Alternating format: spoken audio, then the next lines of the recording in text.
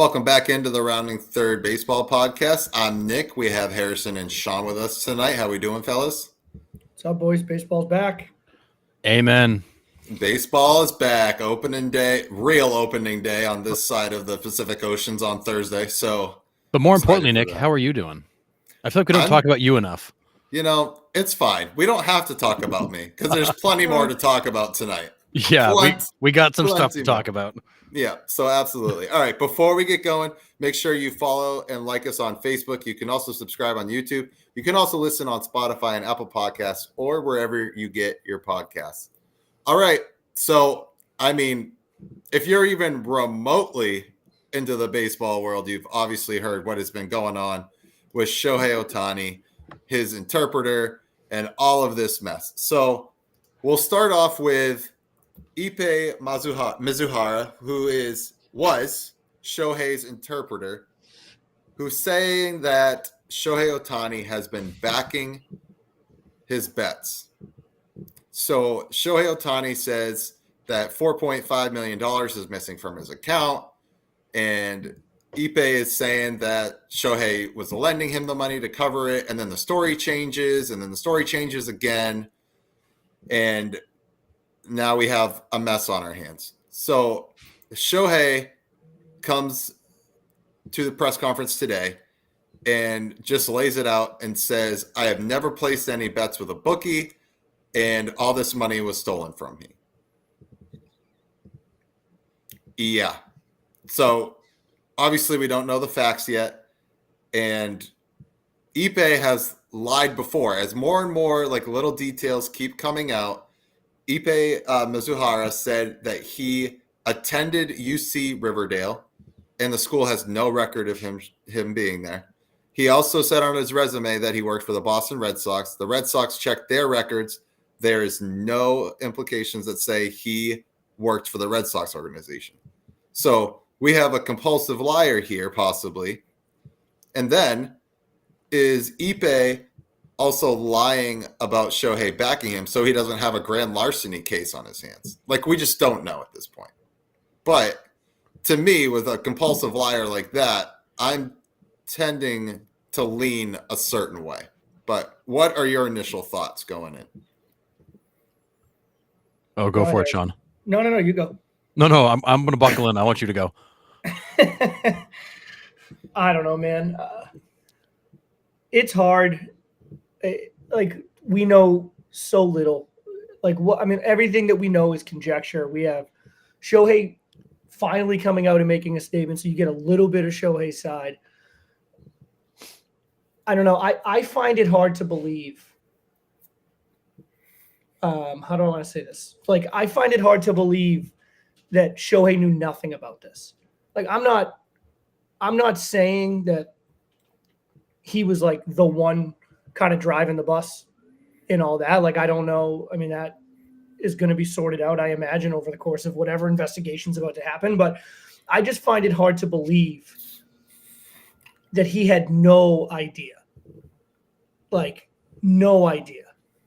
You know, and to just like, it's hard for me to believe that he kind of just wakes up one day and all this money's gone and he's like, oh, I had no idea like what's happening. Like, that's crazy. Like, I recognize that $4.5 million to a guy like Shohei is not a lot, but it's still $4.5 million. You know, like, if I was to look at my bank account and like $50 is gone, like, I'm not losing my mind over it, but like, I notice that it's gone. Right. And like, I'm like, Sarah, did you order DoorDash? Like, what's going on? Like, $50 is missing. Now, I'm not like losing my mind, but you know that it's gone. Like, to just think, I think that is a really tough sell, you know? And if he is backing, like, if Ippei has a gambling problem and he gets himself into a crazy amount of gambling debt, and Shohei's like, listen, you know, you're my boy. Like, I got you. I'll cover it. Like, that is a story. And that is a believable story by all. I would certainly believe that, but that still makes him complicit, right, in what's going on. And I wonder at this point, like, is Shohei and his team scrambling because they never thought it was going to get to this point? And now that it's gotten to this point, he can't just come out and say, like, yeah, I paid off the debts. because even though I wasn't the one placing the bets, like that's still a problem. Right. I mean, it's all conjecture at this point. To me, I'm having a hard time wrapping my brain around the fact that somebody like Shohei, it has that kind of money. He's been in the spotlight for how long? I mean, all the way going back to his Japan times. Like, I just find it hard to believe that not only is he surrounding himself with somebody that's going to steal, because that's happened before in professional sports. I mean, we've seen that in every professional sport. I mean, you got Jack Johnson, that guy in the NHL whose parents stole money from him, but he knew that they stole money. Right. Like, once the money started coming out, he's like, what's going on here? I'm losing money. He didn't just wake up one day with his money gone being like, I don't know how this happened. Right. Yeah. And so I don't know. From the sounds of it, for me, like, this guy just isn't trustworthy. So there's two things. Either Ohtani is completely naive, like the most naive guy on the planet, or he knew this was happening and just letting it go. You know, like there's really no middle ground here. It's one of those two options. And like you said, I'm kind of with you saying, like, you have to know at least something is going on. This isn't the first time this guy has lied.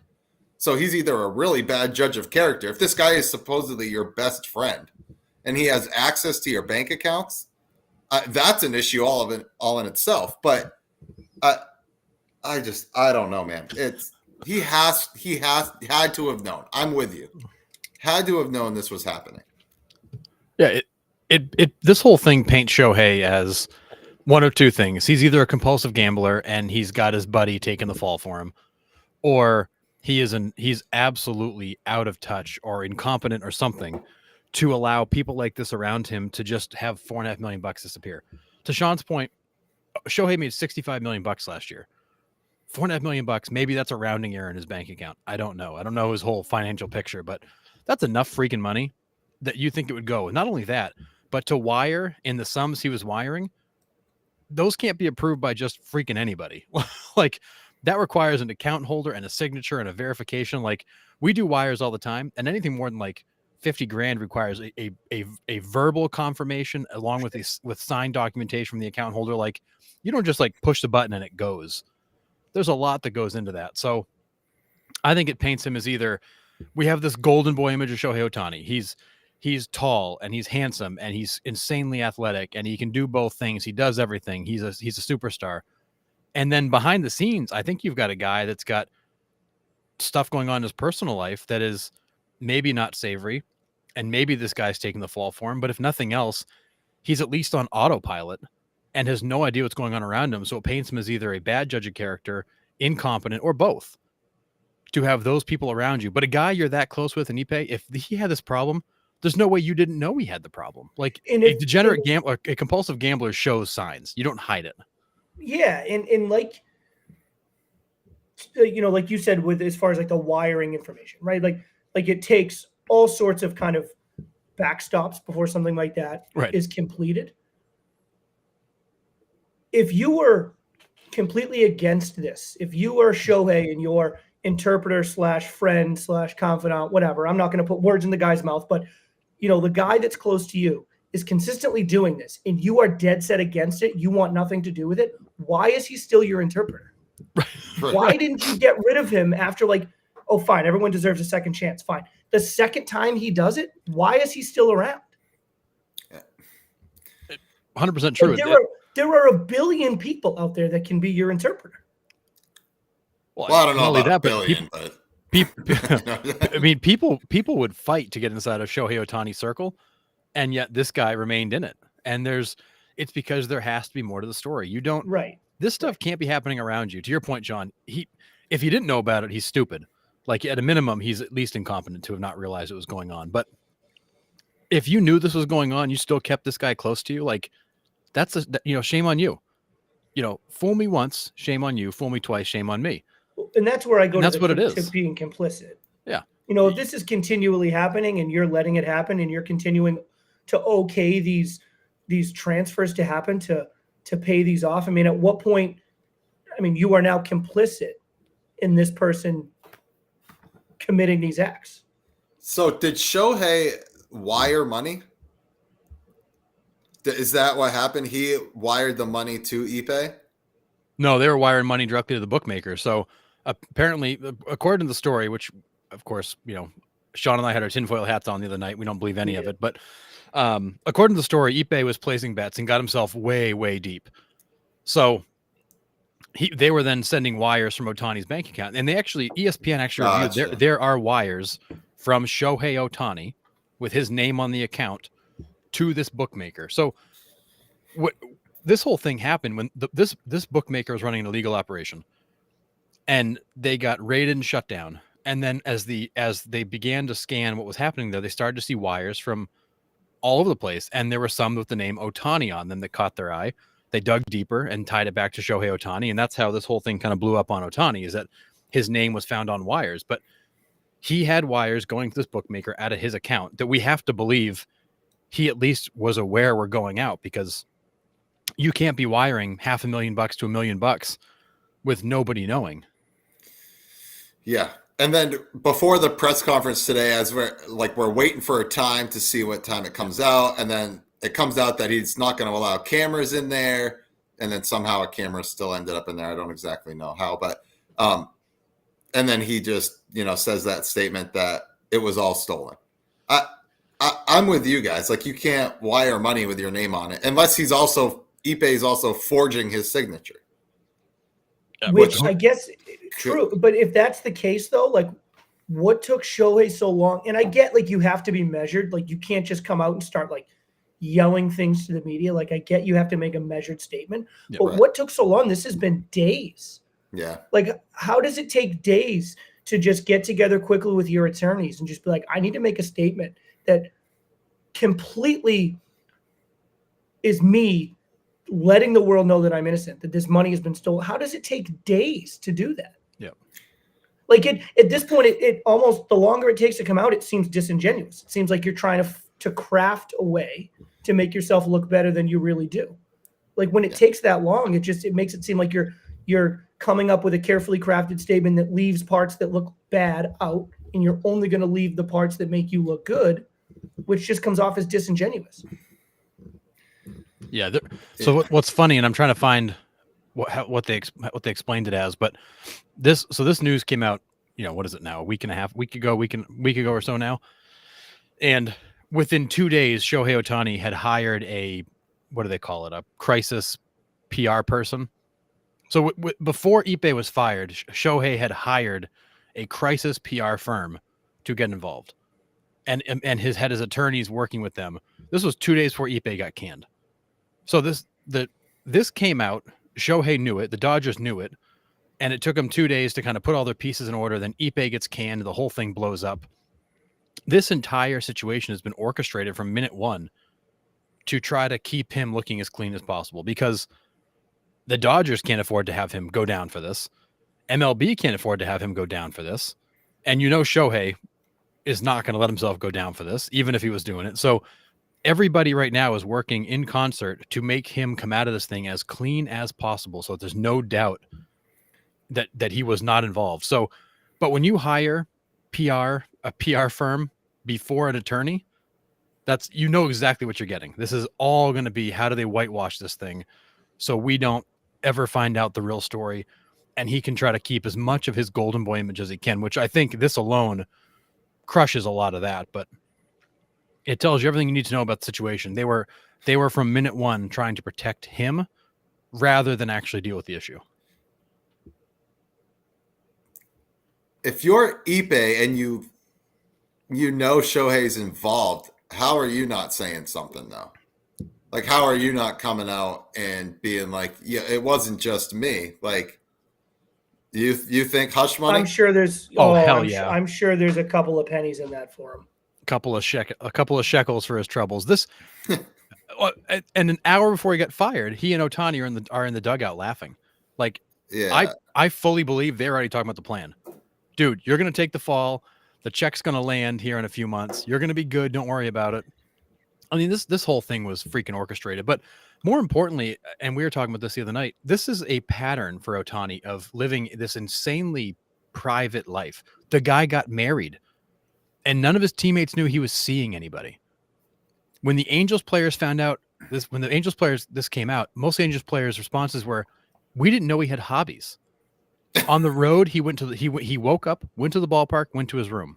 Woke up, went to the ballpark, went to his room. Forever, the word they used to describe him was recluse.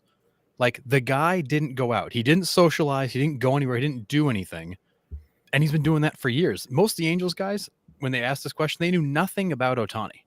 They knew nothing about him. Well, you can place bets on your phone, so you don't have to go anywhere. Which in and of itself is not really anything. But when you start putting all the pieces around it, it just paints a worrisome picture. Yeah, like it just makes you think. I mean, being a quiet to yourself kind of guy within that amongst itself is not a problem. I mean, there's plenty of people like that. I wasn't trying to offend you, Sean. Huh? I wasn't trying to offend you. Oh, yeah, fuck out. But it just, you start painting all those other things around it, and it's like, oh, it just doesn't paint a good picture. Like, what's the leap as a human being? Like, the leap your brain goes to is like, well, of course, what's he doing when he goes right to the room that he doesn't want his friends to know about? Right. Which is a reckless thing to say because we have no idea what's happening, but that's where your brain goes. Oh yeah, I mean, that's 100%. where everybody's brain. If your brain didn't go there, you're a liar. Right. Just makes you wonder. Your brain goes. Right. It just makes you wonder. It's a pattern of behavior that makes you go, well, what is he hiding? Like, right. This is a guy who's in nothing but the media spotlight, yet his teammates know nothing about him. The guy got married and nobody knew he had a girlfriend. Like, they learned about her when she showed up to get on the plane for the Soul series. Like, they had no idea who she was. They'd never met her. They never even knew he had any kind of love interest in his life. And his Angels teammates, where he was there for years, knew nothing about him. They knew nothing. They didn't know what he did for fun. They didn't know anything about his personal life. They knew nothing about him. The guy has been in MLB for 6 seasons, and he's a ghost. He's off the field. He's a ghost. It just makes you kind of go, all right. Yep.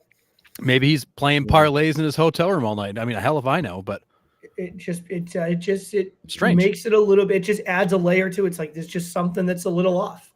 I mean, I could believe he's in his hotel room reading his Bible and all that stuff, but I don't think he is. Well, maybe he married that girl because she's involved too, and then now she don't take my conspiracy theory, Nick. My conspiracy theory was that she was part of the bookmaking operation by marrying her. He's now got spousal privilege, and they can keep a secret together. Exactly. But again, like I said, Sean and I were deep into tinfoil hat territory, so this is where we're at. But we don't have enough time for that tonight. Yeah, we do. Dive into it. No, we don't. I mean, I don't know. I think I need to know more. Yeah, but that's the thing. That's the thing. Are we going to end up finding more? No, that's And that's I where think I'm at too. Sean made the point last night, and he was kind of being a dink about it, but it's fine.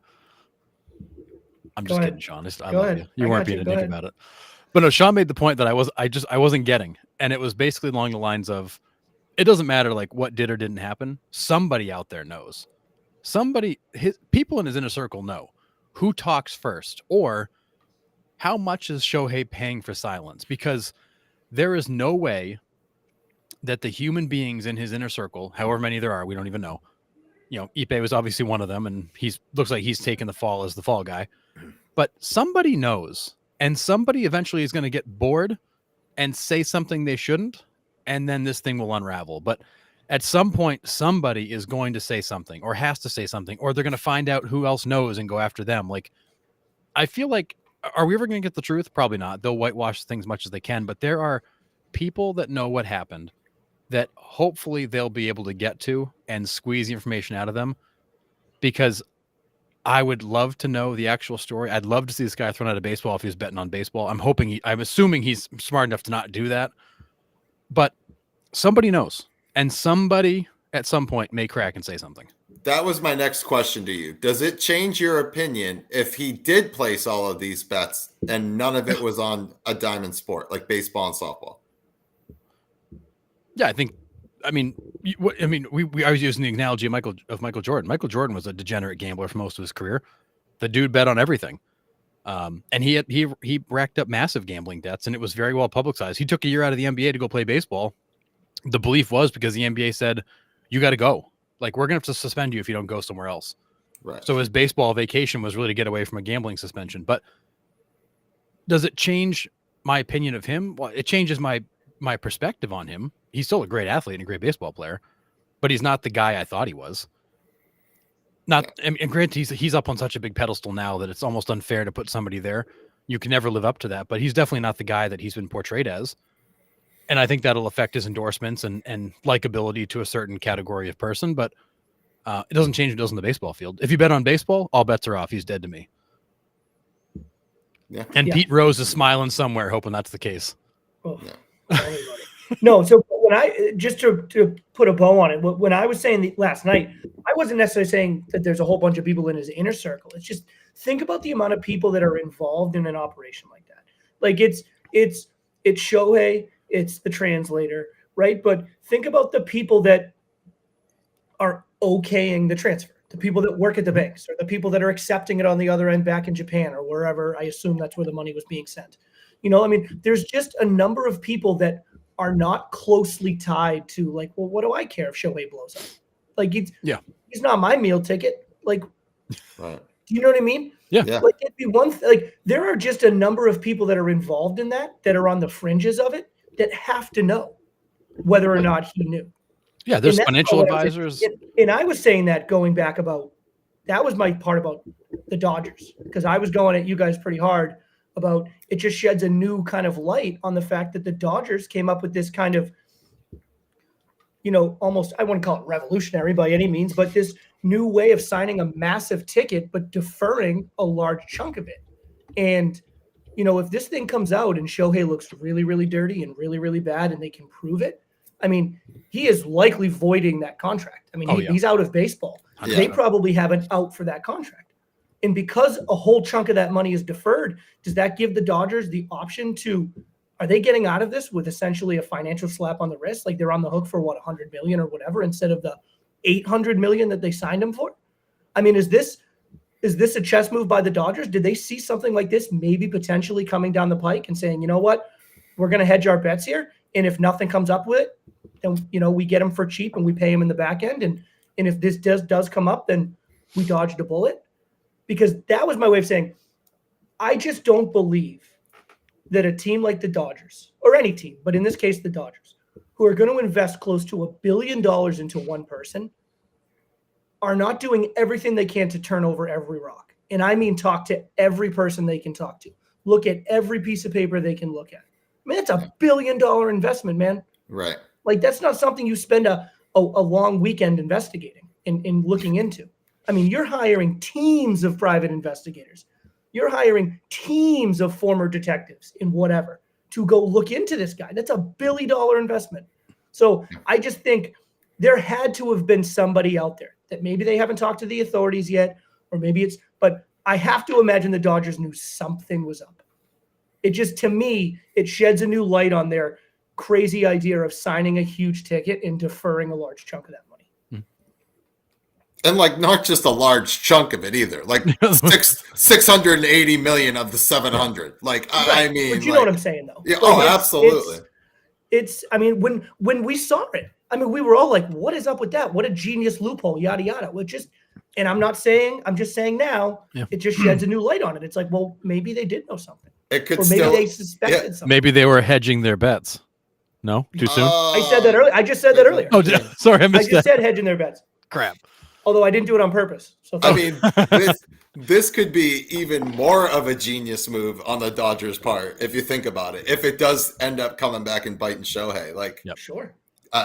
Absolutely. I mean, you think about it, to Sean's point, all these people that are kind of unrelated, but on a given day, Shohei's got equipment people, trainers, he's got accountants in his world, financial advisors. He's got people that are cooking him, making food for him. Like, he's got all kinds of people he's coming across on a daily basis that are overhearing phone calls or conversation in the hallway. Like, I feel like at this level, it's hard to keep that a secret. Somebody must have had some idea that something was going on. $4.5 million and you make $65 million a year is not like your hair's on fire. Oh my God, what am I going to do? But it's big enough that, like, that would have to have been a big part of his life and what he does in his free time, what's going on. So I feel like keeping that completely under wraps is hard. But this was your best friend, right? I mean, like, first of all, why does he have access to your bank account? My best friends don't have it. Sorry, guys. You're not gonna see much in there anyways. But you don't have access to my bank accounts. You don't, I don't have access to yours. Like that. Why does he has access to that? Right. And then secondly, how are you chumming it up on the bench like we mentioned earlier and not know that this was going on? Because this wasn't like he took $4.5 million out in one chunk, I would think, right? Over a period. Over a period of time. So Shohei had to have known it was going on. Well, that's what leads me to believe. There's no way. There's no way he didn't know. Right. That's what leads me to believe that it's hard that when he comes out today and it's like that money was stolen. It's like, dude, you were just hamming it up with him. Yeah. I don't have $4.5 million for people to steal. But like if somebody stole like $100 from me and then they came up for me the next day and they were like hamming it up, I'd be like, go in the corner and stay away from me. Like I don't want to talk to you.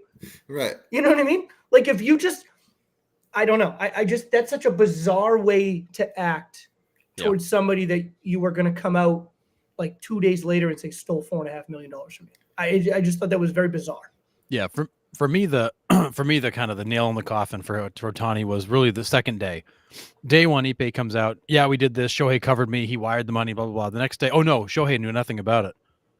So yesterday you went through this whole long story about the fact that you got in trouble. You went to Shohei. He said, hey, I got you, man. He wired the money for you. He took care of you. And now today he didn't know?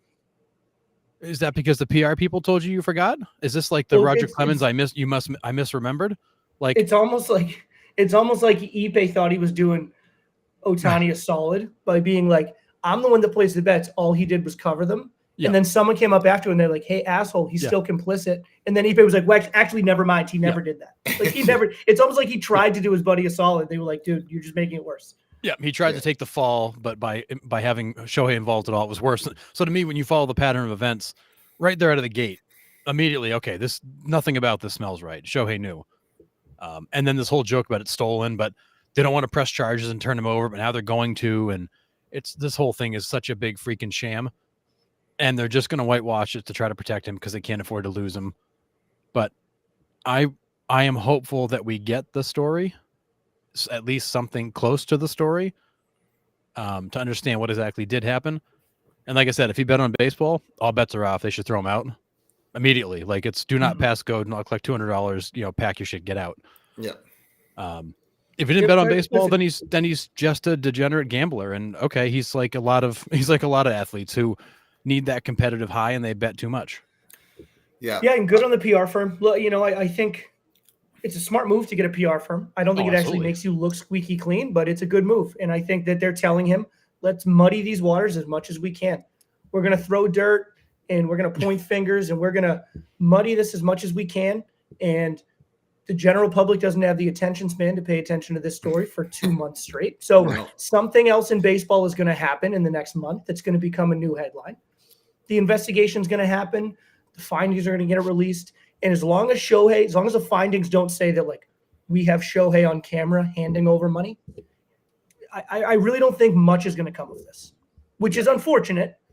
But to what Harrison said, which I agree with, as long as he wasn't directly betting on baseball games, I don't really care. Nope. So I'm kind of in that boat too.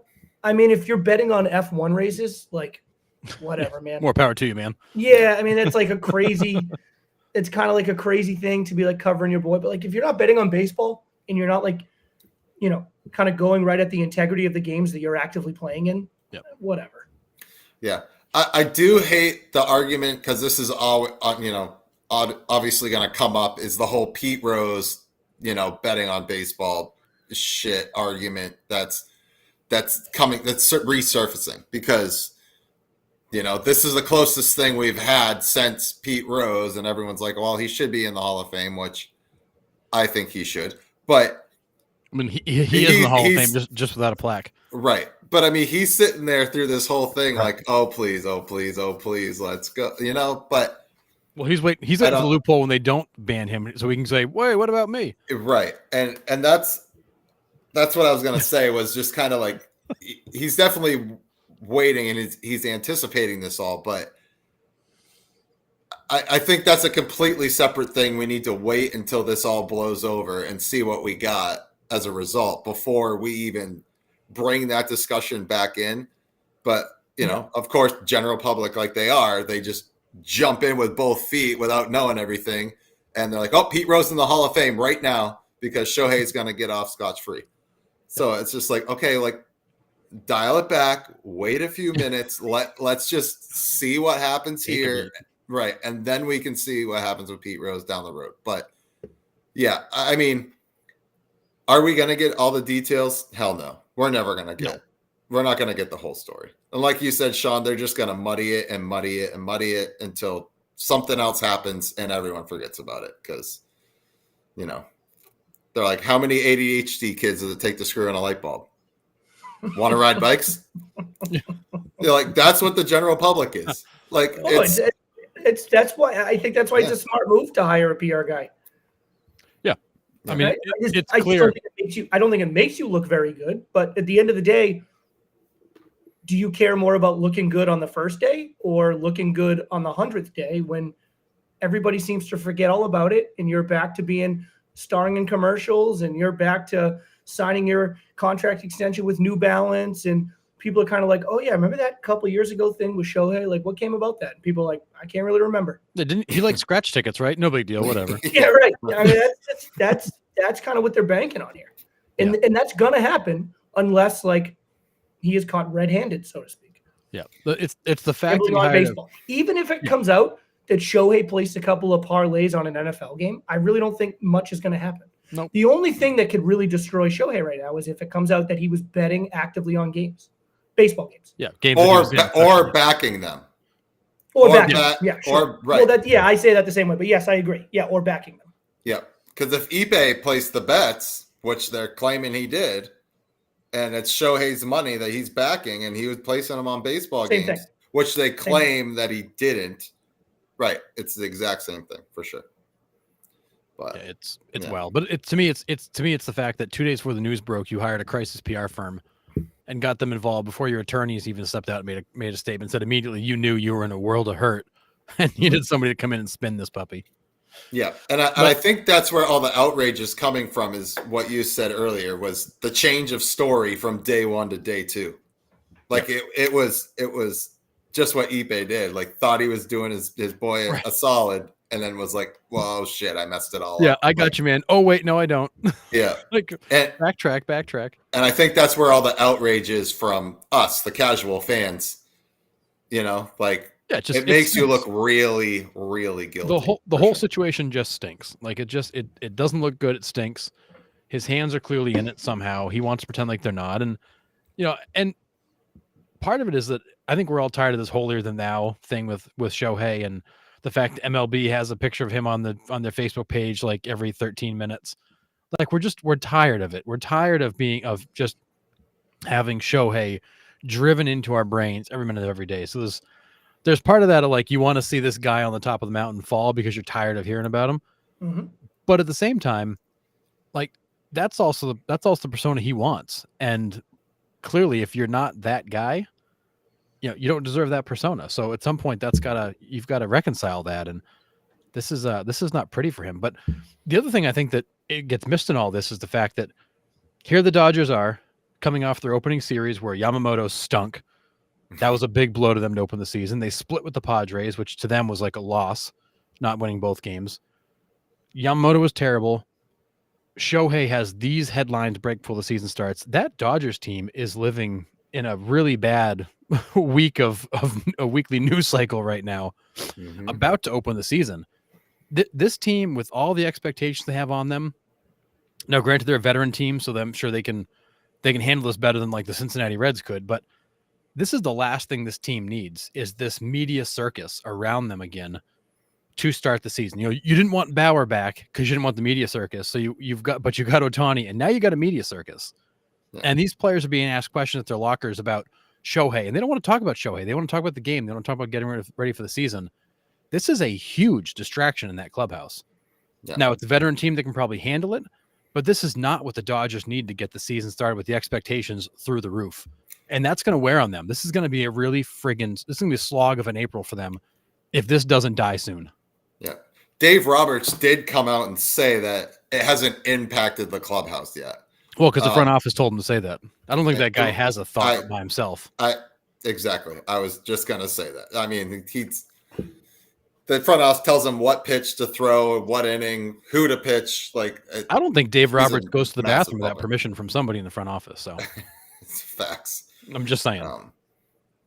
Yeah. But this is not the start of the season the Dodgers are hoping for. Yamamoto looking like garbage, and then Ohtani potentially being a degenerate gambler. And they already had the pressure on them to start the season. Like, whichever team signed Ohtani in the offseason immediately had pressure to win, right? No matter who signed. Like, you have Ohtani, now you have to win. Like, that's what it is. So they already had the pressure, and then you add all this shit on top of it. It's crazy. This is a nightmare start for them.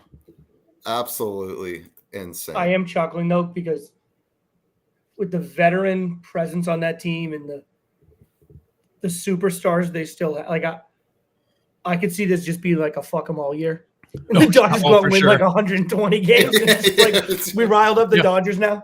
It's like we just got them all pissed off. Like everyone's counting like the Patriots in 07, like with Spygate.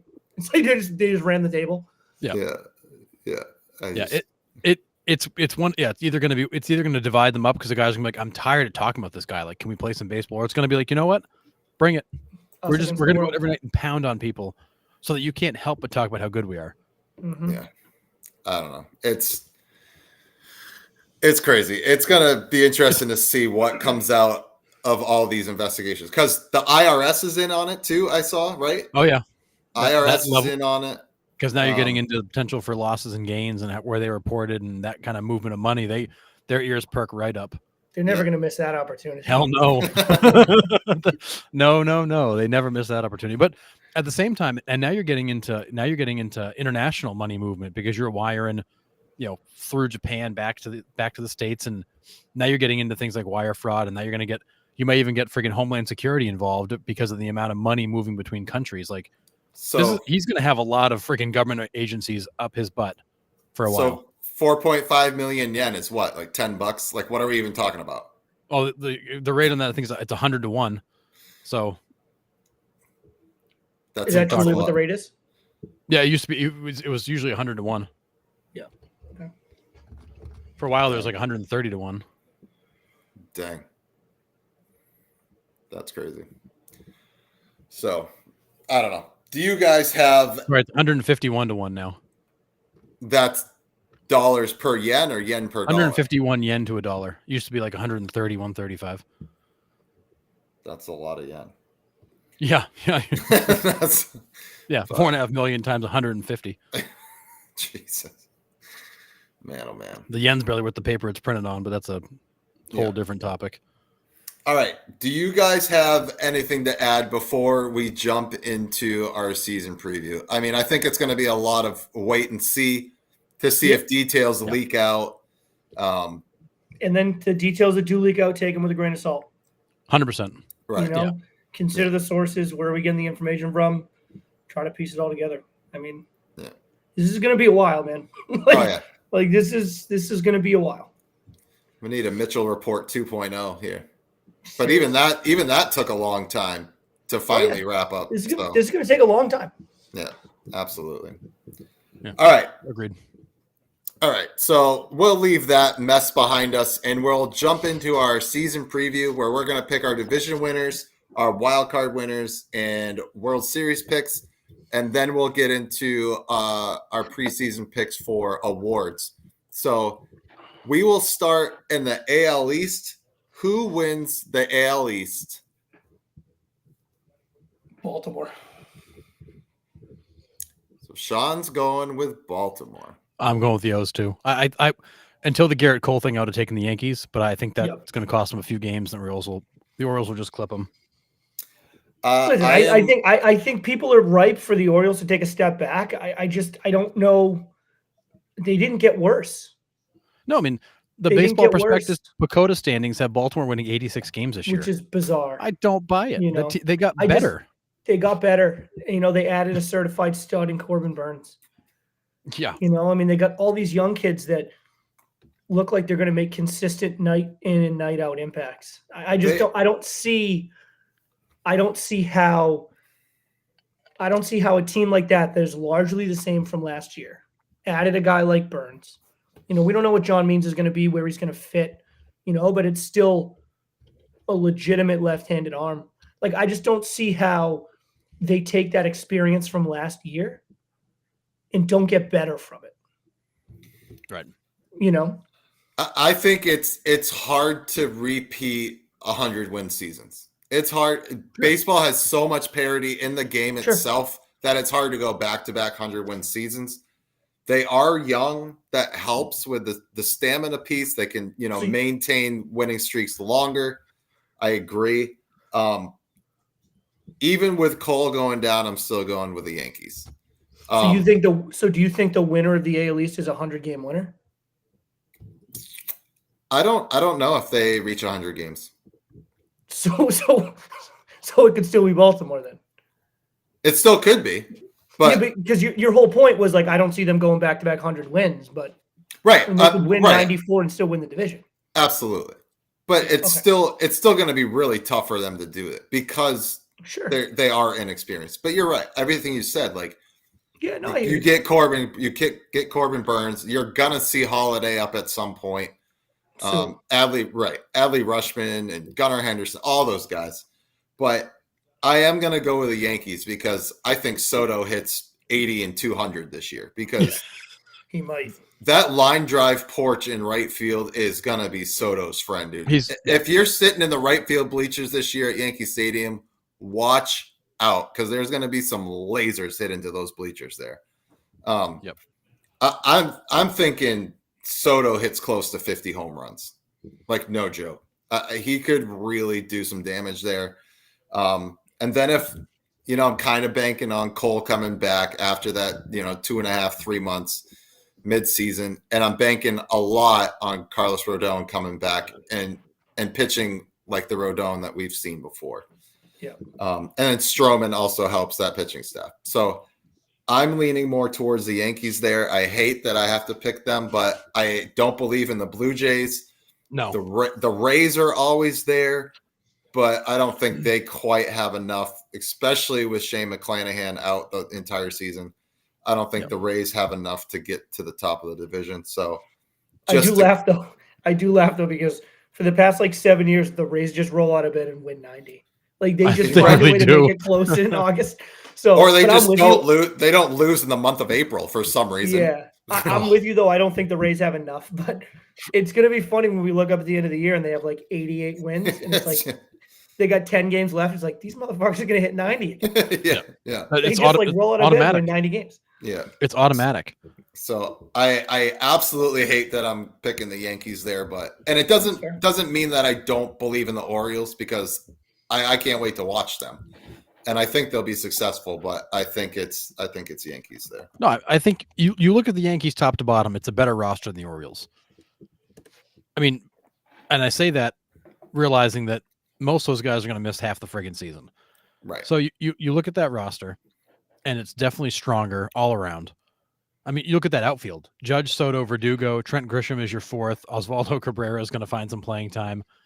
You look across that infield. They're not super deep, but they've got talent everywhere. LeMahieu is a huge question mark. Who is he?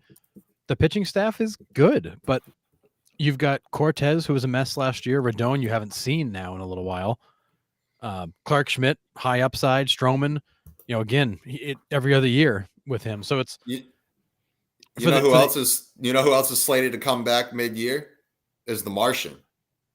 Oh, right, Jason Dominguez, yeah, who looked great for the 3 weeks he was there until he got hurt. But Tommy John, the Yankees roster's loaded. If Garrett Cole wasn't hurt, I'd pick them hesitantly because I still don't believe that roster holds up health wise.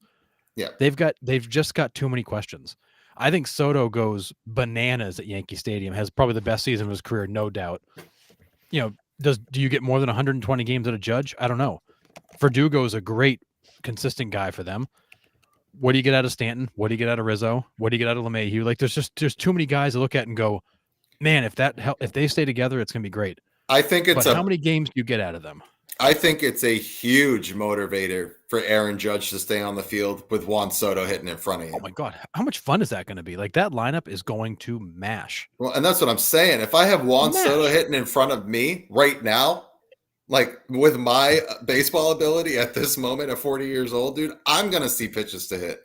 Well, I mean, Like, I'm excited about that. you remember the year that Juan Gonzalez had more than 100 RBIs at the break? That could be Aaron Judge.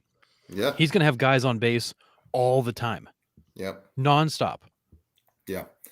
So I don't know. That's why I lean to. I do worry about the Yankees bullpen, but I'm with you. I mean, the roster's good. The roster's good, and I think they're going to be in it. I'm going with Baltimore. Yeah, I'm in the same boat. I think New York's going to be right there. It's not so much the bullpen I'm worried about as the manager's management of the bullpen.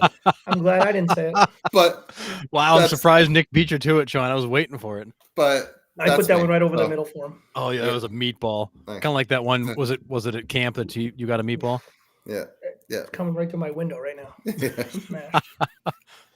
Yeah. So no, yeah, I think the Orioles questions are more about youth. You know, you're relying on a lot of young guys in that infield. If they don't perform, thankfully you've got other young guys that are ready to come up, but you don't have the health concerns. You know, those guys are going to be out there every day. It's just a matter of how quickly they adapt. Yeah. Yeah, I agree. All right. But I'm with you guys. The Rays, yeah, they'll finish third and probably make a wild card because that's what they do. Yeah. The Blue Jays, I'm not buying in on yet. They've got way too many questions. Yeah. And the Red Sox are just existing at this point. So there's nothing to talk about there. No. All right. AL Central picks. I know who Harrison's going with. Let's hear it. The Central's killing me, man. This is a tough one because none of those teams are ready. Both Centrals killed me. I'm going with the Tigers. I love it. Tigers. I'm going to go with the Tigers, and I'm going to double down on the same as I did last year with AJ Hinch for Manager of the Year. I'm doubling down this year. AJ Hinch Manager of the Year. So Javi Baez hits 330. I'm not saying that. I'm not going that 30 and 100. But no, I'm going to go with the Tigers. I like what the Tigers have done. I just there's nothing about that division that scares me. So it's like nothing. That's fair. You know, I mean, maybe you get out for a hot start. You're able to kind of ride it into June, and who knows? Maybe you find yourself a few games up. You're feeling good about yourself. You know, we weren't really expected to be here, but we're playing good baseball.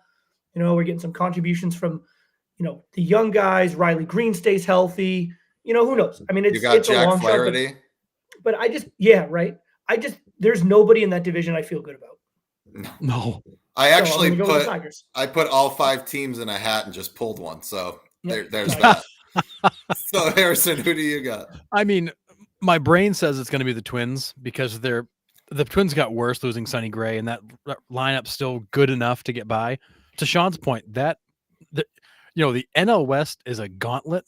The AL Central is a joke. Like it's 5 AAA ball clubs. It's a gauntlet in a different way. Right. It's a slog. It's a gauntlet in terms of being able to watch it because it's going to be so bad. But yeah. So my brain says it's going to be the Twins again because nobody in that division is good. But when I got up this morning, I said, you know what? Screw it. I'm taking the Royals. Yes, let's go. I love what they've done this offseason. They made a bunch of moves. Bobby Witt Jr. is a certified stud. They probably won't. They'll probably be 500 this year. But my brain says take the Twins. My heart says screw it. I'm going all in on the Royals. Yes, give me the Royals. Give me the baby Blues. Love that. Because I don't trust any team in that freaking division. It may just be a matter of who can keep the most people healthy all season. Like that. We are not talking about stacked lineups, great pitching rotations. Like this is about as subpar a Major League Baseball division as you're ever going to find. To me, it's wide open. So give me the Royals.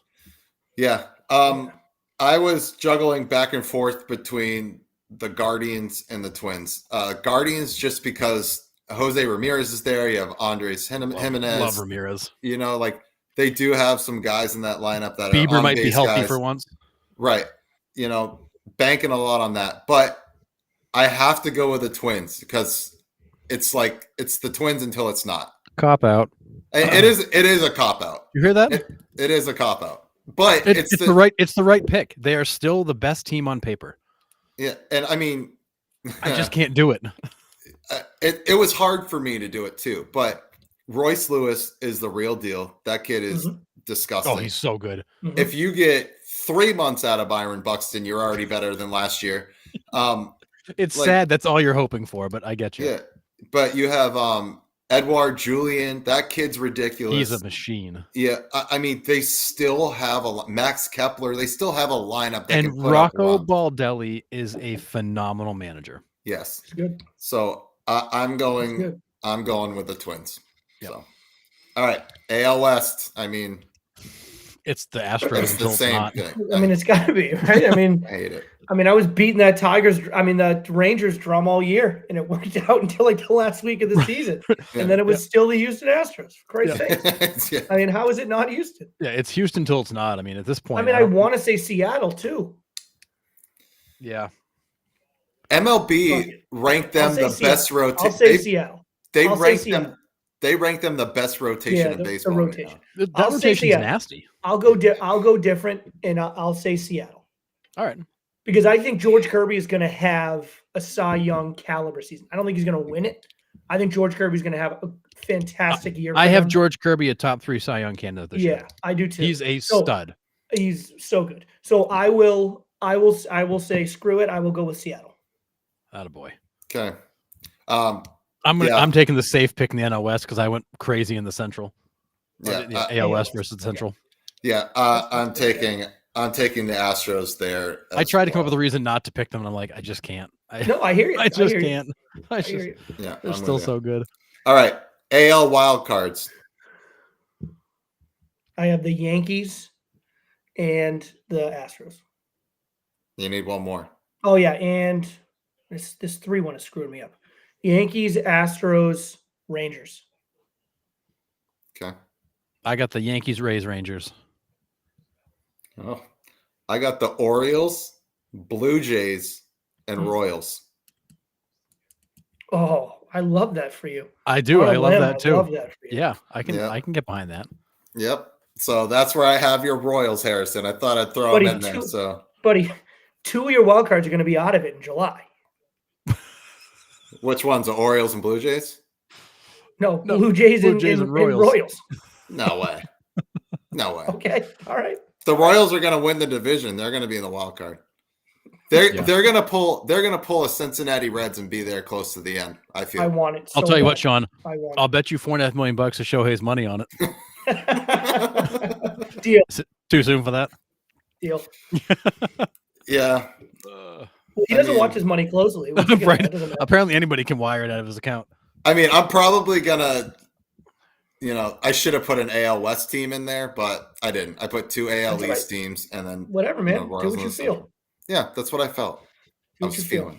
Okay, move over to the NL East here. I mean, come on. This is like the AL West. We just go to the NL Central. Just go to the Central. It's the juggernaut that is the Braves. I mean, it's the Braves. I mean, it's easily the Braves. No one had the Nationals. It's the No. Braves. It's the Braves. Is this golf where like the low score wins? Yes, absolutely. Then yes, I got the Nationals. Yeah. Although I will say the Nationals are going to be a hell of a lot of fun to watch, but they are not going to be a playoff contender. No. Yeah, it's Braves there until it's not. How far behind do you think the Phillies are? Do you think they make the division competitive, or do you think they're like 5-6 back? Yeah, I'll say I'd say 5-6 games behind them. Yeah, handful of games. It won't be like it was last year, but the Phillies are not that close either. Yeah, I mean the Braves are.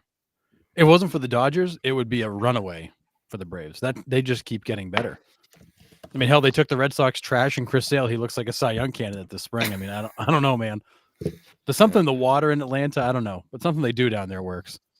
Well, I mean, like I would have an extra boost too if I was going to play for that team. Well, yeah. I mean that it does do something when you switch atmospheres like that. You look at the lineup behind you, and you're like, dude, I don't even have to be good, and I'll win. I told you guys though when that trade went down, I told you he's going to have a year. Because when he was healthy with the Red Sox, the swing and miss numbers were there, the hits per 9 were there, the strikeouts were there. He just couldn't stay healthy. He just had a rash of ridiculously unlucky injuries in Boston. Yep. Dude, unlucky is like putting it mildly. Ridiculous injuries. But the talent is still there. And there's just something about sometimes you just need a change. Sometimes you just need to put on a different uniform. You need to walk into a different clubhouse. You just need to see different faces. So, I mean, or don't ride your bicycle in downtown Boston, first of all. It's easy, the Braves. Yeah, absolutely. All right, NL Central. Another complete toss up. Cubs. I picked them last year. I think I was a year early. I'm going with the Cubs. Okay. Yeah. My brain tells me the Cardinals, but I'm taking the Reds. I'm going Royals and Reds in the Central. I want the young teams. I want something exciting to watch, and I'm going to take those two. Do I think they win the divisions? No. But I think they're really close. Yeah. I'm going to go with a homer pick again here. I'm going to go, or the safe pick, and go Cardinals. I think last year was just an absolute fluke. It was terrible.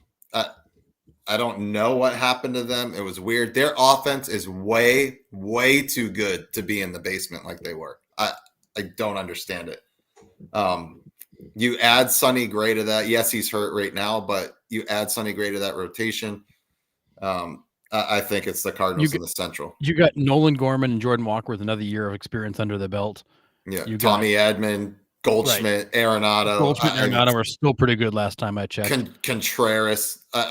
Gibson and Lance Lynn were good additions. Crawford is a great kind of filler. So I think it is the Cardinals' division to lose, but I'm going to take the excitement and chaos that is the Reds, even with the injuries. But that Cardinals team is going to be good. Yeah, the suspensions too. Yeah. Yeah. All right. NL West.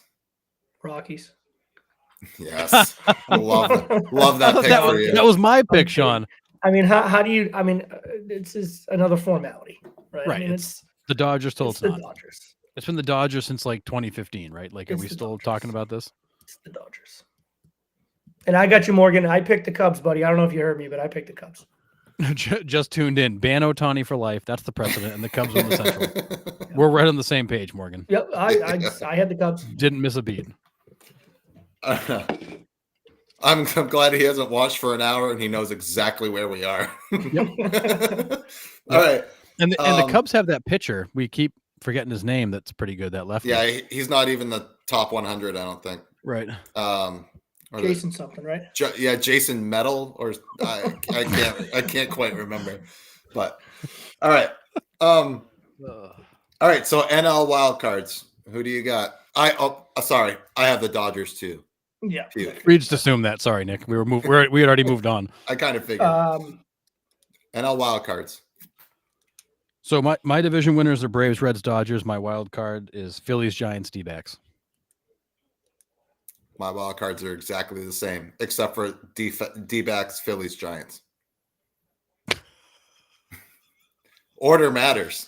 Well, yeah, I didn't put them in order. I just picked the three, but yeah, I appreciate your specificity there, Nick. Yeah. I'll go Phillies, Cincinnati, and St. Louis. Attaboy. Put those Reds in there. I would love to see Ellie De La Cruz wreak havoc in the playoffs. So 3 NL Central teams make your wild cards? Yep. No, make the playoffs. Well, that's what I meant. Yeah. I love that pick for you. I do. That's amazing. I love that. I think the Cardinals are going to be good. Like, I'm with you on the Cardinals. All the things you said about the Cardinals, I'm on board. Yeah. I think the Cubs are going to win the division. So I think the Cardinals are certainly going to be good enough to make the postseason. I think they're probably going to get, I think they might even get the number 1 wild card over Philadelphia. Like possibly. I think the Cardinals are going to be. I think the Cubs are going to be really good. Mm-hmm. And F it. Why not take the Reds? Especially in that division, right? You can rack up your wins in that division versus the Phillies getting their, heads beat in by a couple teams. And I think there's a lot of mediocre baseball teams out there. Yeah. And with the balanced schedule, you're going to be, even if it's outside of your division with this balanced schedule, I think you're going to see teams outside your division that are mediocre. Yeah. And I think the Cincinnati Reds are most definitely going to be on the upper end of the mediocre teams. Yeah. And I think they're going to be a little bit better than mediocre. Do I think they're going to be really good? No, probably not yet. But I think they will beat up on a lot of mediocre teams. Yeah, I feel like the Reds are going to be one of those teams that could win. They could win 75 or they could win 95. Yeah, because for them, it's going to be a matter of how do those young guys handle the late game situations, the tight situations.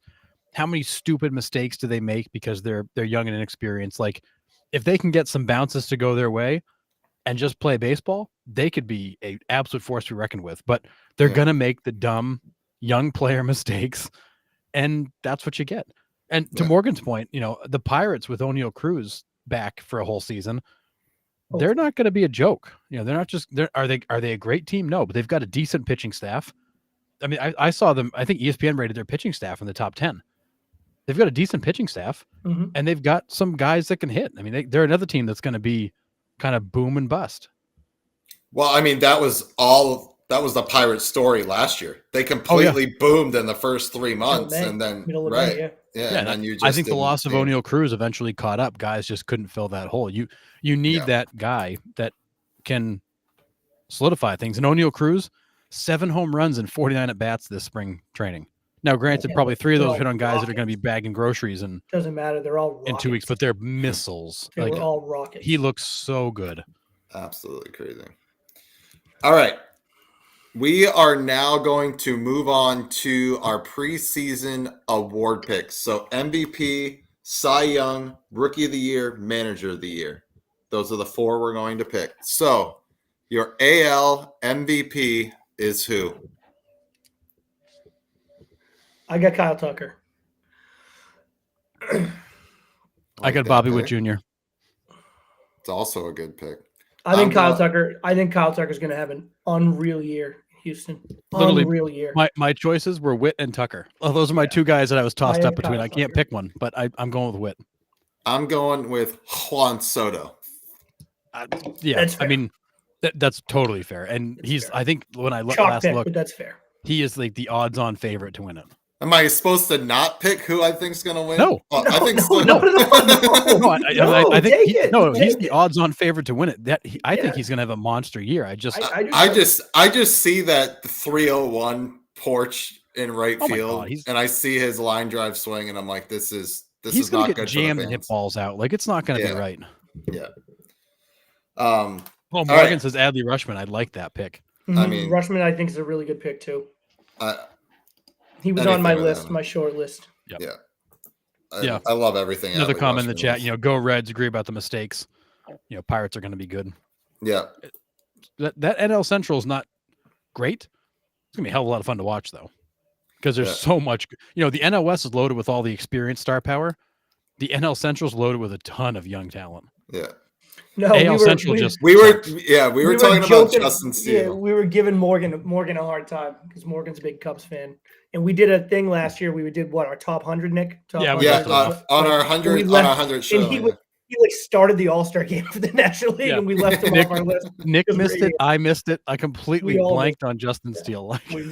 Yeah. For our 100th show, we did the top 100 now, and I left Justin Steele off the list, and Morgan didn't let me forget it. So so we weren't thinking of Jordan Wicks. It was Justin Steele. It's a joke with Morgan because we blew it on the top 100, missed him. Yeah, all good. But I think did we have Ellie De La Cruz in the top 20, Nick? Is that where you fell? No, I think he was 16. Yeah, so inside the top. Top okay. I don't remember. Right. I'll have to look. So what do we got? NL MVP? NL MVP. I got Mookie. That's a great pick. I was juggling back and forth. I hope Morgan's still listening because I'm going O'Neal Cruz. Oh, I love that. Yeah, I'm just going to go. My picks are off the wall this year. I'm going O'Neal Cruz. All right, I'm going to get shit for this, but it's Ronald Acuna Jr. I mean, if 40 and 70 last year. Yeah, I mean, I can't not. I mean, Shohei's not going to really get MVP consideration because he's not pitching good. So I mean, in the NL, you think about it. You got Acuna, you got Olsen. I mean, those 2 guys, they'll probably be 1-2 again. Those Freeman, those Ohtani are ridiculous. Then you go out and you look at you got Freeman and Betts and Ohtani, and it just, I mean, honestly, I thought about Corbin Carroll for a while. I think Corbin Carroll's going to have a massive season for the D-backs. I love his Fernando game. Tatis Jr. Fernando Tatis Jr. looked like an MVP the second half of last year when he came back. Like, holy cow. There are so many candidates for NL MVP. And they're almost all in the NL West, except for the couple of Braves players. Yeah. I look at Mookie, right? And this is not, I know this probably doesn't really go into voting, but the people that vote are people, right? And I think with the cloud that's going to be hanging over LA all year with this whole Ohtani thing that we spent 40 minutes talking about at the beginning. I see this team winning well north of 100 games. Yeah, comfortably. I see Mookie playing night in and night out and just doing a typical Mookie thing. He's got 35 to 45 homers. He's well north of 100 RBIs. He's going to lead the National League in runs scored because of all the people that are behind him in that lineup. I just think, and then, oh, by the way, he's going to play outfield. He's going to play Gold Glove in the infield. Everything this guy does, he does at the top of the league. Agreed. And he's also going to be the guy that plays night in and night out and continues to catapult them to wins. And you're going to be like, oh, he's also the best like team leader in sports too. Yep. Like there's nothing that guy doesn't do well. No, like he's a freak. And I think I think he's going to be looked at as like, okay, like if you have Mookie on your team, then like you're good. Like you're good. Yep. Yeah. I'm So- with you. If only Boston had guys like that. Just If only, man. was it? I'm pretty sure it was Connor Trey. Wong knows. So Yeah, back off. and Jeter Downs, who's bagging groceries at Publix right now. But I'm pretty sure it's Trey Turner that said it when he was told Mookie Betts is playing shortstop. His answer was, "Great, I'll never see an All-Star game ever again." Yeah. Yeah. He's actually another one you could pick. I think Trey Turner's going to have a great year in Philadelphia. Trey Turner's getting some notice. You know, Bryce Harper too. Bryce Harper, yeah, that's right. You know, Manny Machado. There's a lot of guys on that list that are. NL's loaded, man. But the NL's thing loaded. is, they're Loaded. freaking all in the NL West, except for the Yeah. Braves NL's loaded. players. They're all in the NL West. Yeah. Crazy. All right. AL Cy Young. Harrison, you ready for my pick here, buddy? I am. Let's go. Cole Raggins for the Kansas No. City Royals. I love it. Buddy, He's buddy. so good. buddy, he's- this guy is He's so he good. is left-handed Jacob DeGrom. He's a minus the machine. injuries. I Oh, love he's him. so I good. love everything about He's him. so good. Yep. I love the swing and miss stuff. I love his he's a bulldog, man. I like the mentality he has on the mound. Like I want a guy like that on my team. I love him. You know, I'm probably 2 years early on this pick if we're going to be 100% honest, but like I'm all in on the Cole Raggins train. So I'm Oh, gonna pick him this year. 1,000%. Awesome. I mean, Oh, honestly, that's like to me, he feels like he should be the rookie of the year, but this is not his first season. He's 2 years deep. I wrote him down for rookie of the year. I'm like, oh, I don't think he qualifies, but no, Yeah. Raggins is a phenomenal pick. All right. Who do you got, Harrison? I'm taking a cop out pick here. I picked him last year. I'm picking him again. Framber Valdez. That guy he should have won the Cy Young arguably Couple of last year. lefties here. Yeah, but Valdez, the one thing, you know, so I think so. My top three Cy Young candidates are Valdez, Burns, and Kirby. Those are my top three. I think Kirby's going to have a monster year, probably wins 20 games. Burns going to have a monster year, probably wins 18 to 20 games. But I think that Valdez has been literally a Cy Young candidate for 3 years in a row now, and has lost to guys who maybe looked a little better, but you don't beat a ground ball pitcher. You just don't. No. And the guy is automatic. So I'm picking Framber Valdez because the guy's deserved it for 2 years, and I think he finally gets it because Shohei left and can't take it away from him. And he's finally the door is finally open for him to get one. And Garrett Cole's injured, so that's And a Garrett big Cole's hurt, right? Mhm. So I think the door is finally open for Valdez to get his due. one. Yep. I am going. Raggins is an awesome pick, Sean. It is. I am going with Corbin Burns, just so we have another Cy Young guy on the free agent market that doesn't get paid until April. That's the sole reason. I'm taking Corbin That's Burns. sick, Nick. You know, I just want to see if it's the same thing next year when he wins the Cy Young, if he doesn't get signed. But I'm going Corbin Yeah, Burns. I in think the AL. Burns around a legit team like that. I mean, the Brewers are good, but they're not the Orioles good. No. He's gonna have a massive year. Yep. And one of the comments in the chat, Morgan liked my O'Neill Cruz pick, but he's actually thinking Bellinger. He's going to have a monster year with that contract. I will say I am not a believer in Bellinger until he proves it. I don't think that you get a repeat of last year. If you do, then I think Sean's right to win the division. If you don't, I think that team finishes in third place. That's fair.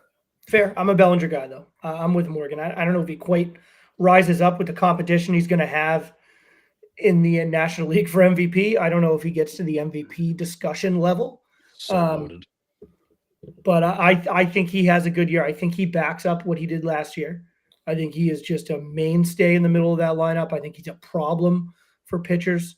that come up against the Cubs, and I'm with Morgan on that. I think Bellinger has a big year. All right, I'm middle of the road with Bellinger. Like I like him when he's good, and I hate him when he's bad. There we go. All right, Middleman Dan over here. All right, NL Cy Young. Run a fence line again, Nick. Yep, always. NL Cy Young. Yeah. I'm between Walker Buehler and Zach Wheeler, but I'm going to go with Zach Wheeler. I think Zach Wheeler just signed a huge ticket, 3-year contract in Philly. I like Zach Wheeler. I think Zach Wheeler is going to have a huge year. I think he's going to be a big reason why the Phillies are kind of in it, through August. Plus 20 wins. I think he's going to be up there, top 3, top 4 in the National League in ERA. Strikeout numbers. I mean, all the stuff that Zach Wheeler for. I think he's going to have a career year. Yeah. Are you trying to plug a business here, Morgan, or something? I don't know who Justin Steele is. Yeah, I've heard of a couple other steel companies, but not Justin Steele. Yeah, I mean, I think he could have a monster year, and if the Cubs are successful, he's going to be a huge reason why. Isn't Buehler out for a little while? To start the season, he's out. Yeah, so I think Wheeler's a safe pick there for sure. I think that I thought he was back. I thought Walker Buehler was back for the year. He was supposed to be back, but I think he's coming back a little bit later. He's just now started pitching to batters, I believe. So I think he's probably a month behind. I'm going with the strikeout, absolutely thigh master pitcher here, Spencer Strider. That's my pick. I picked him last year. I'm picking him again. I mean, the dude's just got swing and miss. You talk about swing and miss stuff. The guy, I'm going Strider there. He throws a bazillion miles an hour. Yeah, he's the modern day Nolan Ryan. Yeah. All right, we're gonna move on to Rookie of the Year in the AL. I'm going with Randy Arozarena. That was my pick, Nick. I was gonna say I'm picking Randy Arozarena. Nobody sees it coming. No. For real though, I'm going Evan Carter. So am I, Evan Carter. I has to be. It does have to be, but to be different and not take the chalk on every single one of these like Nick does. Jackson Holiday. I'll take no. You know who I'll take? I'll take Raffaello with the Red Sox. I think Raffaello's going to have a good year. I like that pick. I mean, he had multiple, 3 consecutive 2020 seasons down in minor league ball, which I know isn't exactly blow your socks off, but.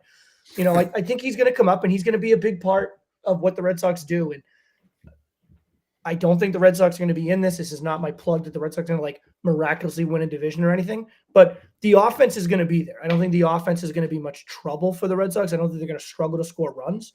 I think he's going to hit. He's got some pop in the bat, and he is a masterclass center fielder. Yeah. Oh yeah. Masterclass defensively. It's going to be fun to watch him for sure. So yeah, I'm looking forward to it. I'm going to go for it. Obviously, it's probably going to be Evan Carter. Evan Carter is a monster. But just to mix things up a little bit on the show, I'll take Raffaello. Yeah. Well, my original pick for Rookie of the Year was Raggins, and I looked him up. I'm like, oh, man, he pitched 100 innings last year. I don't think he qualifies. All right. I'll actually change mine, Harrison. If you're going Evan Carter, I'm going with the other Rangers rookie. Wyatt Langford? Wyatt Langford. Yeah, those two to me are the head of the class. So I'll go with Wyatt Langford. That dude can straight up mash too. Dude, so. they both can. It's scary how good that Rangers offense is going to be. The question is, will they survive to the All-Star break when they get all their pitching back? I mean, you got Seager, Simeon, Garcia, Langford, Carter. That I just in your top Young, 5. I mean, they just keep coming, man. I can't wait. I'm going to see him next week. I can't freaking wait, man. Where are you seeing him? In Texas. I'm going to Texas on the 10th. Sweet. Yeah. So is my ticket next to yours or what?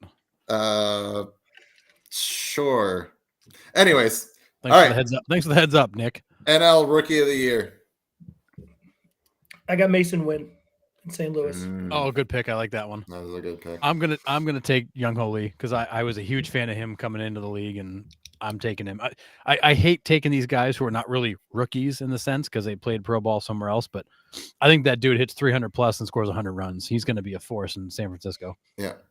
I'm picking this guy because I had seen him personally in Single A here in Carolina Mudcats, which is the Brewers affiliate, and I'm going Jackson Chourio. I love Jackson Chourio. I question how much playing time they're going to give him. Yeah, same, but I'm just going to so good. I'm just going to pick him for Rookie of the Year until he actually wins it. So, yeah. I think this is the third year in a row I've picked him, just hoping he would come up. But so well, there's the Rosarina effect where maybe he'll come up and still get a shot next year. exactly. And the year after that, and the year after that. Yeah. So that's who I'm going with in the NL. I think he's a great pick. To me, if they play him as much as they should, because really the Brewers, I mean, the Brewers are going to be good, but they're not. I mean, Woodruff decided to take the whole season off. He's not even going to try to come back later this year. You lost Burns. No. Devin Williams is out for a while. Like, that Brewers team took a huge hit. Yeah. Just play the kid. What do you got to lose? Right. All right. Manager of the year to cap off our award predictions. I'm struggling with this one. You guys go. I'm going with Matt Quatraro for the Royals. I like that. I mean, if I have them in the wild card, if the Royals get to a wild card spot where I have the Royals, he wins Manager of the Year. Yeah, I mean, he's my pick, so I got the Royals winning the division. I don't really have another good pick other than that, so I guess I'm going to hang and take the same pick as you, Nick, because he was my choice. If he can take that Royals team from a joke to a division contender, then it's kind of hard not to give it to him. You can't pick Brandon Hyde again. Scott Service, I don't think has got another shot because the Mariners are going to be kind of iffy. Yeah, I mean, I got AJ Hinch for the American League. That wasn't really Makes sense. I'm kind of hung up on the National League. Yeah. Again, for same reasons as you, Harrison. I mean, I have them winning that division. So if he wins the division with them, I mean, he's Manager of the Year in my eyes. Yep. Yeah. I took the same approach in the NL. I took David Bell with the Reds. I think that team is going to make some strides forward, and he's going to get recognition for it. I mean, David Bell's is on my kind of top three. I don't know how I don't go with him. Not to kind of piggyback on you, I'm with you. I mean, I have them in a wild card. I have them in the postseason, and I have them as much as of a crapshoot as we think the National League Central is going to be. I don't think it's a crapshoot of terrible teams. I just think a crapshoot because I just don't really know how to rank those teams yet. Yeah, I agree. Do you know what I mean? AL Central's bad teams. The NL Central's good teams that are all looking for a place. Right. And I think he gets them over that hump and into the postseason. So I'll go with David Bell for the National League. I am going with Bob Melvin for the San Francisco Giants. Yeah. I think he kind of resurrects that whatever that freaking debacle was in San Diego last year. Well, Farhan Zahidi is going to resurrect it by signing good players, but right. But I mean, like, I think that Giants team adding Snell, which we'll get to in a second, Young Ho Lee, Jorge Soler, Matt Chapman. I mean, you added some key pieces the Giants needed. And then Logan Webb going in. He finished second in the Cy Young last year. He's so good. I think as tough as the NL West is, I think the Giants make a wild card. I think Bob Melvin gets Manager of the Year out there. And listen, it could go to somebody like, again, the NL set up where a team like the Marlins could come up out of the basement and make some noise, and then Skip Schumacher wins the Manager. It could be a scenario like that at some point, but my pick is Bob Melvin there. And I think Bob Melvin deserves it. He went to San Diego. He inherited those massive contracts, massive personalities, massive expectations. They were not good for a lot of reasons. And I think that, he took a lot of that heat for why they performed that way. And he's a better manager than that. So I would love to see him go to San Francisco and show that he's not the guy that was 500 with an all-star team. Yep. It was the guys that were 500. Yep. So he said, Melvin's a good manager. Bell has a quick hook, sometimes loses games because of it. Yeah. Thanks for tuning in, bud. Appreciate it. Yeah, appreciate it. I mean, and this is all, which I can't disagree with those. I can't say that I've watched every Reds game last year, but this could be a scenario where if Bell learns from that, right? I mean, if this is the more experience we get, we learn from our mistakes. Now, if he turns into the National League Aaron Boone and just bungles the bullpen night in and night out, then he ain't going to win it, But to piggyback your point, I think it is important for him to leave him in, especially with the age of his pitching staff. You have Lodolo, Williams, Bell, yeah. Yes, you have to leave those guys in to teach them how to pitch out of stressful situations. You can't just hook them. And I think in defense of Bell, I think Bell has a quick hook at times because he doesn't want the young guys to have that blow up inning that's going to mess with their head for the next time. So that's what I was just going to say. I think it's a delicate balance that you have to strike. Yeah. I think you're playing in a division that you feel like you can compete to win and also compete for a wild card. So you want to win games.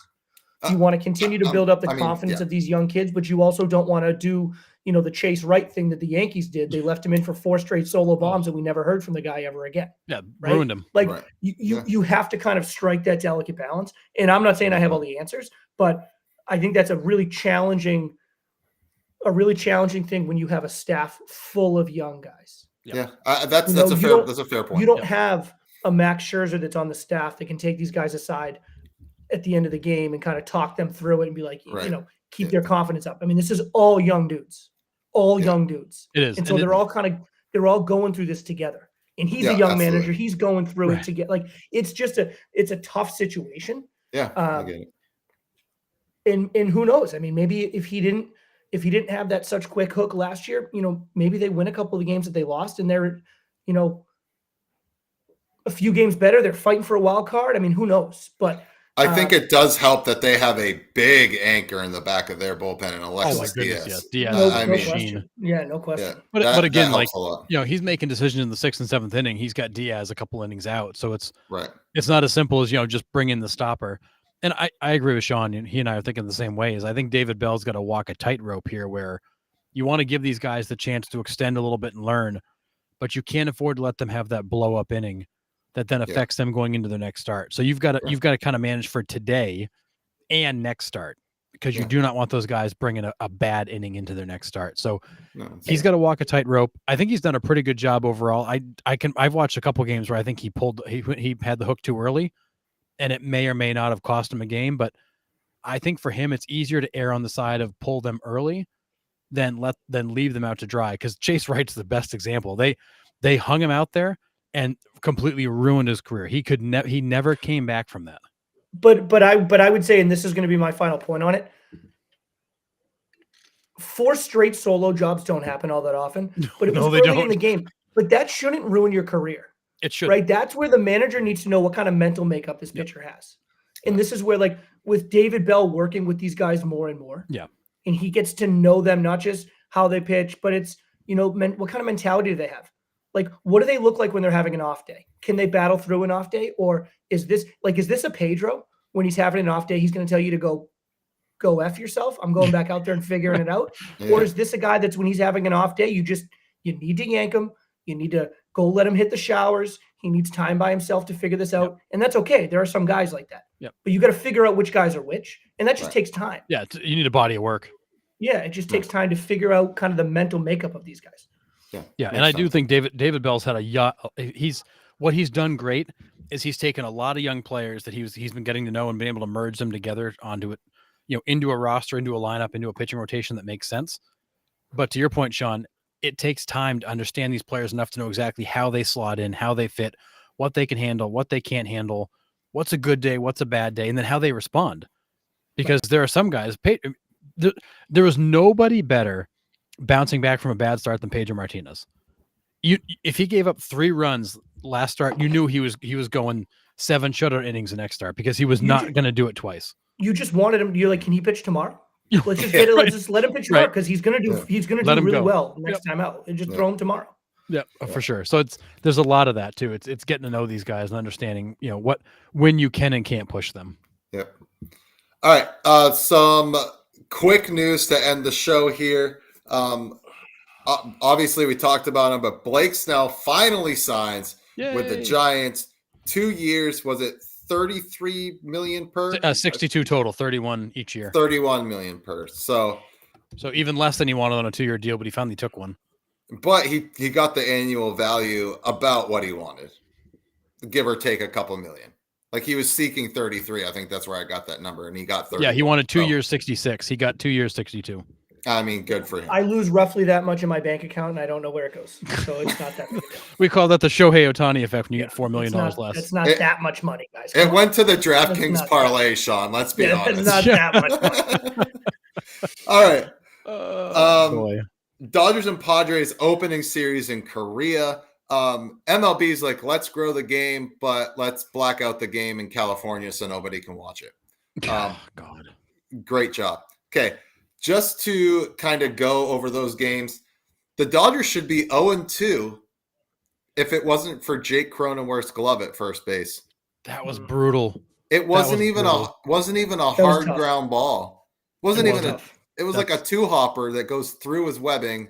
Dodgers score the go ahead run and they win. That's an equipment guy failure. Like what? How do you get to that point? God, man, I've seen that a lot lately. Like first basemen's just getting balls thrown through their mitts like that. I don't know what's going on there, but I had one like that in Little League, and I didn't realize the webbing was going. It's my twin brother throws a dart from shortstop right at the face, right through the webbing, right on the chin. Oh, that's the worst. Yeah, not great. Yeah, I've never had a ball come through the pocket. But I got to tell you, I now have this like compulsive thing where it's like I'm just constantly pulling that webbing. Like anytime the gloves on, it's like never again. I was just gonna say I've never had a ball come through a glove, but I was one of those compulsive guys that was like checking the strings and like I didn't constantly before. playing I with do them. now. Yeah, constantly playing. I do with now. them. I used to get it stuck between the two fingers. Like sometimes it would loosen up. Yeah, I had to come back when I was pitching, get stuck between the two fingers. That was the worst. Yeah. But game 2 of that, you mentioned it briefly. Yamamoto got absolutely lit up.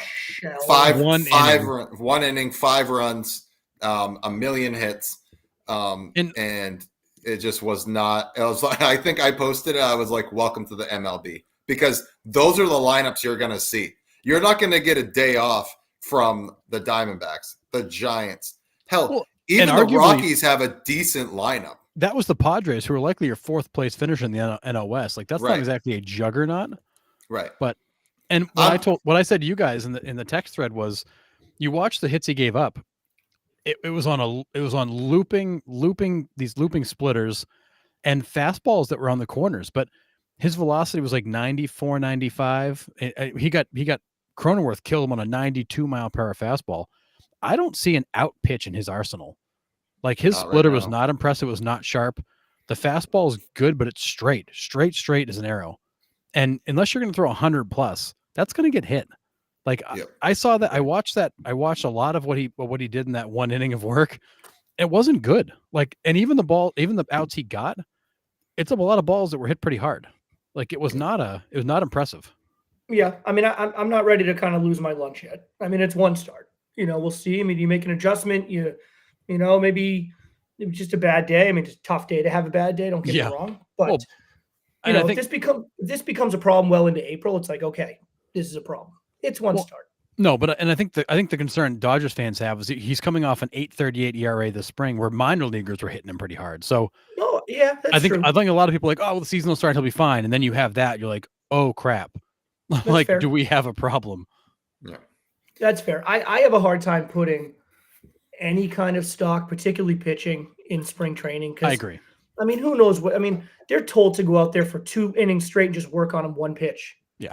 Right. I mean, you're not trying to really get. I mean, you want to get guys out, obviously, but that's not your main goal. No. So I have a hard time, but it doesn't look good, right? It doesn't look good. You get lit up by minor leaguers in spring training, and then you come out here and you get lit up. Like, it's not a great look, but get torched. We'll see how it goes. Kind of, give him a month, and we'll see what we look like. Yeah, I think Dodgers fans are hoping to see a glimmer of what they expected to see after a tough spring. Not getting that, and then you get the Shohei news on top of it. I think Dodgers fans are freaking out a little bit today. Yeah, I agree. As they should be, honestly. It's not been a good week for Dodgers fans. No. Welcome to the Red Sox fans off season. Anyways, I mean, at least the nice thing is the Red Sox don't have to worry about them being, we don't have to worry about them because they're not in contention. Facts. Nothing to worry about. All right. JD Martinez to the Mets. So he finally gets a job there. The Mets may be sneaky good. Like, you look at that lineup and you're like, I'll just say this real quick before we put a bow on the Dodgers. Jesus, Sean, talk much. Mookie's numbers through those first 2 games. He scored 2 runs. He's got 6 hits, 10 total bases, 7 RBIs, 2 walks, 0 Ks. Yeah, it's stupid. 6 I mean, 6 hits. He was by far the best player there. I mean, I think you look at that Dodgers lineup. Shohei's probably not the 3rd best hitter on that team. I mean, Freeman and Betts are absolute machines. Yeah. He's probably the 3rd. He's probably the 3rd at best. Probably the 3rd. Yeah, at best. He's probably the 3rd at best. But it's like, man, I mean, Mookie is a machine, and Freeman. I I mean, mean, you know how I feel about Freeman. I've gone on my Freeman rant. He should be the most expensive player in baseball. So we He don't have should. to do that one again. But Yep. you know how I feel about Freeman. But Yep. yeah, Mookie's unreal. Yeah. it's just ungodly what that guy does, and now he's a shortstop, which makes him that much more valuable defensively too. Right. Crazy. Good Lord. Yeah. So JD Martinez to the Mets. Does that move their position in the NL East at all? I mean, No. like Harrison said, I mean, you think they're third? A third. Or do you think the Marlins are in third? No, the Marlins I think are going to be a bit of a mess. They've got some, they don't have Alcantara all year. Nothing helped them last year. It's a distant third, though. Yeah, you lost Soler. Oh, it's definitely a distant third. It's a distant third. It's the Braves, the Phillies, and then it's everybody else, and it doesn't even It's a matter. distant third. Okay. Jackson, the Mets ahead. are not going to be a team you walk over. Like they're gonna make series interesting. I don't think they're going to be a great team, but there's some thump in that lineup. They've got some decent enough pitching that they're at least going to be worth watching, and they're not going to just roll over. Fair. Agreed. They need Danny Bag of Donuts back. That's who they do. need back. But I can't wait to see him face Garrett Cole again. I don't think he's on a team right now. I don't think he's rostered. Oh, did he get cut? I don't. Yeah, I'm Oh. pretty sure. Yeah, I don't think I missed Bogey's that. on a team. Yeah. All right. Couple things to end here. Jackson Holiday sent to the minors, which we kind of thought was going to happen. There's really no spot for him on the team right now. And the Oh, worst he's in thing. Toronto. Sorry, guys. He signed in Toronto. Oh, did he? all right. Yeah. Okay, I didn't know that. Toronto needs all the help they can get. They're a mess. So yeah, like we kind of said last week, is you don't want to send Holiday to the majors just to have him sit all week and get maybe 4 at-bats a week. Right. You want this kid playing every single day, get his reps in, keep him sharp, because inevitably somebody is going to get hurt. Holiday will replace them, and he'll be the first man up, no doubt. Yeah. Well, I think that Orioles infield is a little thin. You got a couple of young guys you're relying upon. You got Jorge Mateo at short, who's good, but he's a little streaky. I Could think be the inevitably fastest guy in the league. Yeah. I mean, somebody in that group is going to get off to a bad start or struggle or get hurt. And they need to keep Holiday fresh so when he comes up, he's ready. Yeah. And he's ready to play every day. Because I think the kid's going to be an absolute star in this league.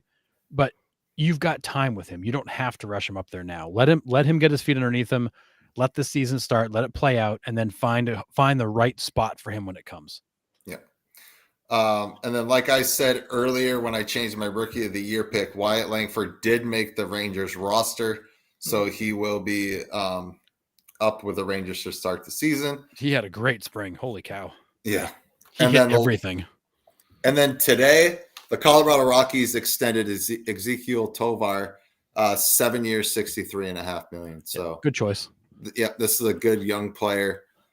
Great Similar job to that to Wander lock him Franco up. contract. I know we don't talk about him anymore, but similar idea. Yeah, exactly. Hopefully, different result. But yeah, hopefully he can keep himself out of prison. You think? So yeah.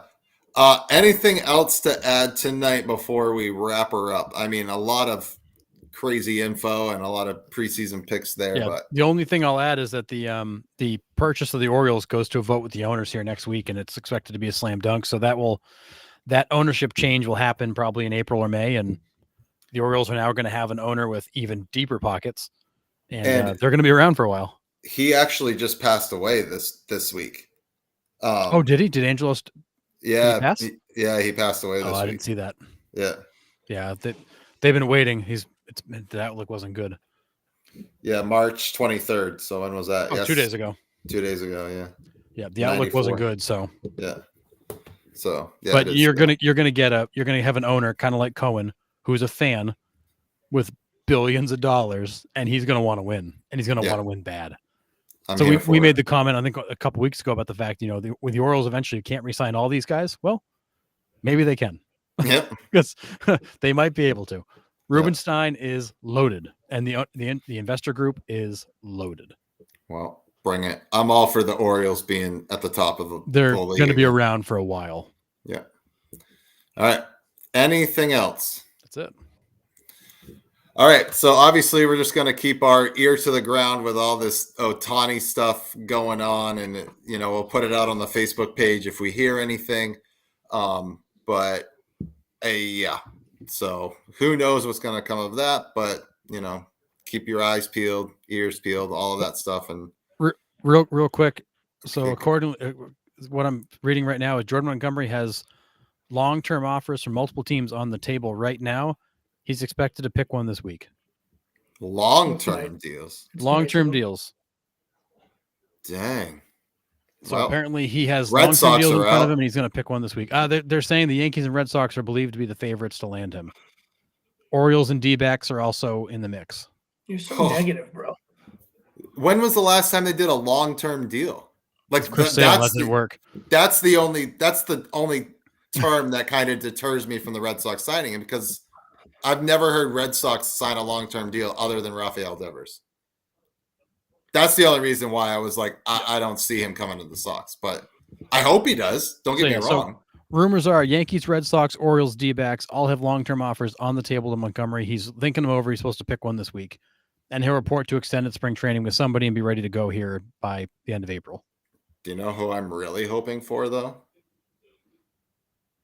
Diamondbacks. I know you are. I think that would be I thought you were going to pick like a team out of like left field. Yeah. No. The That would have been hilarious. He was like, I'm rooting for Colorado. that rotation with Gallen, Merrill Kelly, Montgomery, Eddie Rodriguez, and Brandon Pfaadt. Yikes. I think Yankees will pay any price to bring him to town right now. I think so. I don't think the Diamondbacks could outbid the Sox or the Yankees, to be honest. But we'll see. What were you going to say, Sean? No, I was just going to say, I don't know. I'm reserved on what Eddie is going to do. I mean, Eddie. Fair. That's a fair. I mean, it's a name, right? He hasn't been great lately. No, and he was in the pitcher friendliest ballpark last year. So yeah, it wasn't good. We'll see. Yeah.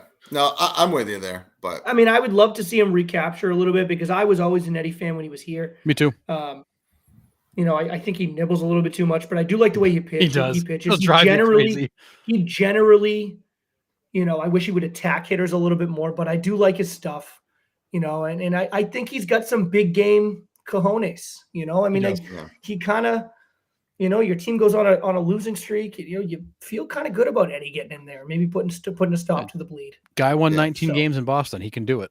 Yeah. So, all right. Yeah, we'll keep an eye on that as well. So, possible Montgomery news. We'll see if anything comes out on Ohtani in the next week or two. But we do have a real opening day on Thursday. So, we will have some baseball this week. So pumped for baseball. I cannot wait. I've been watching March Madness, and March Madness is back Thursday night, and I won't be watching a second of it because baseball's on. So. If you're a T-Mobile subscriber, get your free MLB TV starting tomorrow. Tomorrow, yes, absolutely. All right. Thanks for everyone that commented, chimed in here. Really, really appreciate you guys watching and adding to the show. It makes it fun for us. But for sure, before you go, make sure you like and follow us on Facebook. You can also subscribe on YouTube. You can also listen on Spotify and Apple Podcasts or wherever you get your podcasts. And we will see you next Monday at 8 p.m. See ya.